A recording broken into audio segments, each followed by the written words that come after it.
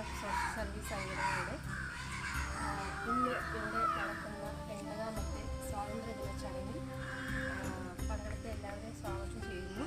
അതുപോലെ തന്നെ ഇന്ന് നമ്മൾ ഓർക്കേണ്ട ഒരു കാര്യമെന്ന് പറയുന്നത് ഒരുപാട് വീരന്മാരുടെയും ത്യാഗത്തിൻ്റെ ഫലമാണ് നമ്മൾ ഓരോരുത്തരും ഇവിടെ ഒരു സ്വാതന്ത്ര്യദിനം ആഘോഷിക്കാൻ ഇവിടെ നിൽക്കുന്നത് തന്നെ.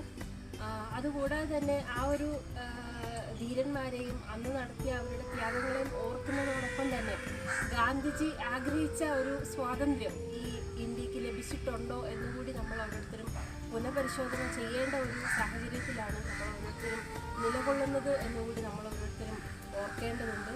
ഈ ഒരു സാഹചര്യത്തിൽ നമ്മുടെ സംഘടനയുടെ ആശയമായ മനുഷ്യവിവേചനമില്ലാത്ത ഒരു ഇന്ത്യയും അതിലൂടെ ഒരു ലോകവും എന്ന ഈ ഒരു ആശയം കൂടി എല്ലാവരും മനസ്സിൽ ഓർക്കേണ്ടതുണ്ട്.